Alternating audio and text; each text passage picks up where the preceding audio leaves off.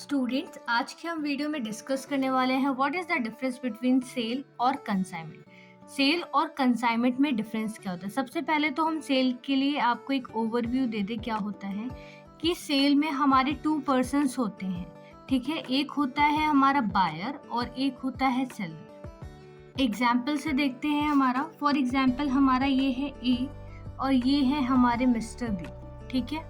ये mister A है और ये मिस्टर बी है। मिस्टर ए को हमने बोल दिया ये हमारे बायर हैं और मिस्टर बी हमारे क्या हैं, मिस्टर बी हमारे सेलर हैं। अब आप कहेंगे मैम आपने बायर और सेलर क्यों बोला। हमने बोला मिस्टर बी के पास में बहुत सारे बल्क में गुड्स हैं। अब सेलर क्या करता है, उसका मेन मोटिव क्या होता है, अपने सामान को बेच करके क्या करना, प्रॉफिट अर्न करना। क्या करना, प्रॉफिट अर्न करना। अब बी ने क्या करा, अपना सामान ऑफर करा ए को कि भाई आप हमारे सामान को खरीद लो। अब ए को नीड होगी तभी तो ये बी का सामान खरीदेंगे।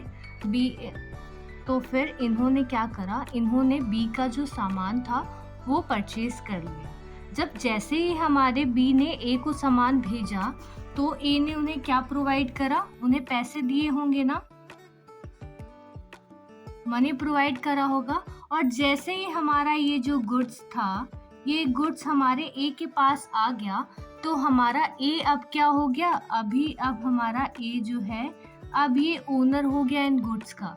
पर पहले जब सेल्स नहीं हुई थी, इन गुड्स का ओनर कौन था, इन गुड्स के ओनर थे हमारे मिस्टर बी। पर आफ्टर सेल हमारे कौन ओनर हो गए, आफ्टर सेल हमारे ए हो गए ओनर, ठीक है। अब हम बात करते हैं कंसाइनमेंट की। कंसाइनमेंट का मीनिंग मैंने एक वीडियो में आपको ऑलरेडी एक्सप्लेन कर रखा है। अगर आपने वो वीडियो नहीं देखी है, मैं इसको कमेंट सेक्शन पे ड्रॉप कर दूंगी उसका लिंक, ठीक है, आप उधर देख लेना। कंसाइनमेंट की अगर हम बात करें ना, तो कंसाइनमेंट में हमारे 2 पर्सन्स होते हैं। कौन कौन से होते हैं, फॉर एग्जाम्पल यहाँ पे हम ले लेते हैं मिस्टर एक्स और यहाँ पे हम ले लेते हैं मिस्टर वाई, ठीक है। मिस्टर एक्स है ये और ये है हमारे मिस्टर वाई। मिस्टर एक्स को हमने बोल दिया कंसाइनर और मिस्टर वाई को हमने बोल दिया कंसाइनर। अब आप कहेंगे मैम ये कंसाइनर और कंसाइनी क्या होता है। देखो, कंसाइनमेंट के केस में जैसे हमारे बाइंग और सेलिंग वाले में 2 थे, बायर और सेलर। कंसाइनमेंट में हमारे कौन कौन होंगे, एक होगा कंसाइनर और एक होगा कंसाइनर। कंसाइनर हमारा क्या होगा, कंसाइनर हमारे गुड्स का ओनर होगा और कंसाइनी क्या होगा, कंसाइनी हमारा एक ऐसा एजेंट होगा जो कि हमारा कंसाइनर अपॉइंट करेगा, ठीक है। कंसाइनी हमारा एजेंट होगा जो कंसाइनर अपॉइंट करेगा। कंसाइनर कंसाइनी को क्यों अपॉइंट करेगा, अगर आपको इसका मतलब पता है तो आप मेरे को कमेंट सेक्शन में बता सकते हैं कि आखिर कंसाइनर कंसाइनी को अपॉइंट क्यों करता है, ठीक है। चलिए हम आगे डिस्कस करते हैं। कंसाइनर के पास बल्क में गुड्स अवेलेबल थे, ठीक है। लिमिटेड एरिया में वो सेल्स को परफॉर्म कर रहा था। उसने बोला भाई हमारे पास सामान तो बहुत ज़्यादा है पर हमारा जो एरिया है सप्लाई का वो बहुत लिमिटेड है। अब उसे अपने सामान को ब्रॉडर एरिया मतलब ज़्यादा रेंज तक पहुंचाना था, मल्टीपल जगहों पे पहुंचाना था। अब एक पर्सन के पास इतना पावर तो नहीं है कि वो हर जगह जा करके अपने गुड्स की सप्लाई कर दे। तो इन्होंने बोला कोई बात नहीं, हम जा नहीं सकते पर हम किसी के थ्रू अपना काम करा तो सकते हैं ना। तब उस केस में हमारे कंसाइनर ने किसको अपॉइंट करा, उस केस में हमारे कंसाइनर ने कंसाइनी को अपॉइंट करा जो क्या है, एजेंट है किसका, कंसाइनर का। अब ये कंसाइनी क्या करेगा, हमारे जो कंसाइनर हैं इनके गुड्स को इन्हीं के बिहाफ में सेल कर देगा और उस फंक्शन को परफॉर्म करने के बाद मतलब सेल्स को करने के बाद में उसे क्या प्रोवाइड करेगा, कंसाइनर उन्हें देगा कमीशन। क्या मिलेगी हमारे, इन द केस कंसिडरेशन मतलब काम को करने के बाद में कंसाइनी को क्या प्रोवाइड करा जाएगा, कमीशन प्रोवाइड करी जाएगी। सो स्टूडेंट, आई होप आपको कंसाइनर और कंसाइनी के बीच में डिफरेंस अच्छे से पता चल गया होगा, मतलब मीनिंग क्या है ये पता चल गया।